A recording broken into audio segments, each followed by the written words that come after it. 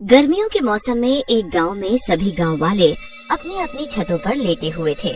चांदनी रात थी और ठंडी ठंडी हवा चल रही थी। उसी गांव में नमन अपनी पत्नी और बच्चों के साथ रहता था। नमन का बेटा राजू चांद की ओर देख रहा होता है और नमन से बोलता है, पिताजी, ये चांद रात में चांद होता है और दिन में सूरज क्यों बन जाता है?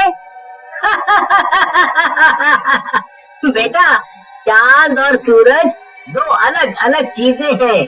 सूरज दिन में निकलता है और चांद रात में, समझे? चलो अब सो जाओ, रात काफी हो गई है, मुझे भी सोने दो, कल काम पर जाना है। ऐसा कहकर नमन सोने लगता है, लेकिन राजू को नींद नहीं आती और वो चांद को देखता रहता है। थोड़ी देर बाद चांद का रंग बदलने लगता है और वो लाल रंग का हो जाता है। ये देख राजू नमन से बोलता है, पिताजी, पिताजी, चांद का रंग बदल गया है, देखो देखो वो लाल हो गया। क्या है राजू, सोने दे मुझे, ना तो खुद सो रहा है और ना मुझे सोने दे रहा है। क्या हुआ, क्या बात है? राजू डरते हुए चांद की तरफ इशारा करता है। नमन चांद को देख घबराते हुए बोलता है, ये क्या हो रहा है? ये चांद तो सचमुच में लाल हो गया है। ये सब क्या हो रहा है? तभी चांद हंसने लगता है और बोलता है,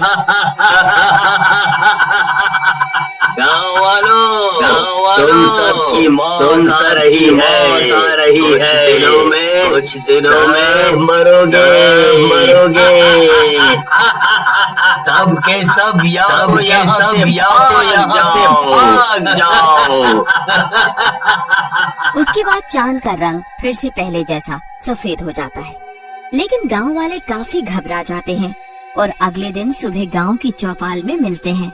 नमन भीमा से बोलता है, भीमा भैया, कल देखा आपने, चांद का रंग बदल गया था और वो हमें मारने की भी धमकी दे रहा था। पता नहीं क्या हो रहा है ये सब कुछ। हाँ, देखा तो मैंने भी अपनी छत से था, लेकिन मुझे कुछ बात समझ नहीं आई। मुझे तो आँखों का भ्रम लगा। भीमा भैया, ये कौनो गणित का सवाल है जो तुमको नहीं समझ आया? अरे वो चंदवा हम लोगों को धमका रहा था सीधा सीधा, और तुम कहा तो कुछ समझ नहीं आया है? अरे इसीलिए तो मैं तुमसे बात नहीं करता पुत्तन। तुम दोनों लड़ो मत। एक तो ये चांद की बात से इतना डर लग रहा है और ऊपर से तुम दोनों भी लड़ रहे हो। मैं तो कहता हूँ आज रात का इंतजार करते हैं और अगर कुछ होता है तो कल फिर मिलेंगे और देखेंगे कि क्या करना है। नमन की बात गांव वालों को जम जाती है और वो रात का इंतजार करने लगते हैं। आधी रात होते ही चांद का रंग फिर से बदलने लगता है और थोड़ी ही देर में लाल हो जाता है। गांव वाले अपनी अपनी छतों पर खड़े होकर ये सब देख रहे होते हैं। मुझे देख रहे हो? लगता है मेरी बात तुम लोगों को समझ नहीं आई। लगता है तुम लोग मर के ही मानोगे। चांद की बात सुनकर नमन कहता है, चांद जी, ये हमारा गांव है, हम इसे छोड़कर कहीं नहीं जाएंगे। लेकिन तुम हो कौन? लगता है तुम लोगों ने मरने का ठान लिया है। अगर ऐसा ही है तो ये ही सही। चांद के ऐसा बोलते ही वहाँ जोरों से लाल रंग की बारिश होने लगती है। ये देख गांव वाले घबरा जाते हैं। सब गांव वाले बारिश की बूंदों को हाथ में लेते हैं। वो बूंदे सच में इंसानी खून होता है। अरे ये तो सचमुच में खून है। सब के सब भागो और अपने घरों के अंदर चले जाओ। नमन की बात सुनकर सारे गांव वाले घर के अंदर चले जाते हैं और छिप जाते हैं। रात भर वो खून की बारिश होती रहती है। सुबह होने पर गांव वाले घरों से बाहर निकलते हैं। चारों तरफ खून ही खून होता है।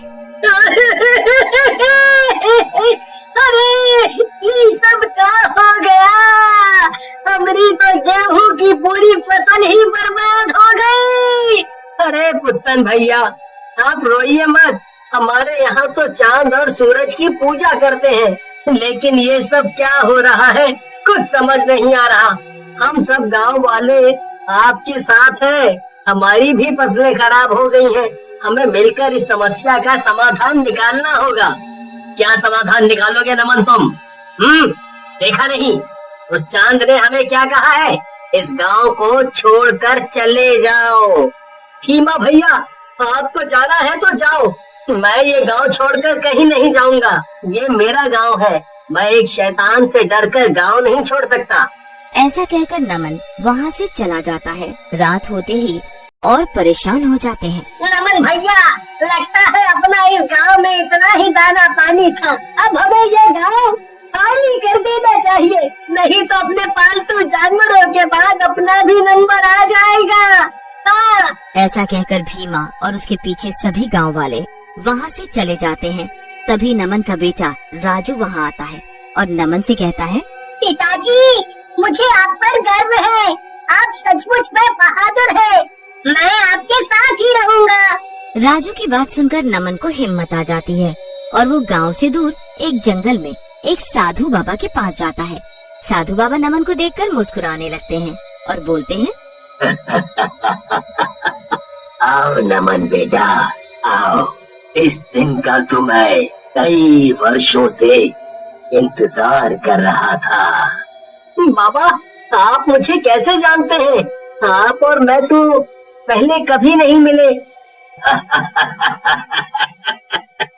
नमन बेटा, मैं तो तुम्हें तुम्हारे पिछले जन्म से जानता हूँ। ये सब जो हो रहा है तुम्हारे पिछले जन्मों का परिणाम है। दरअसल तुम पिछले जन्म में इस गांव के राजा थे और ये चांद रूपी शैतान जो है वो दूसरे राज्य का राजा था। लेकिन बाबा, अगर ये मर गया था तो ये चांद कैसे बन गया?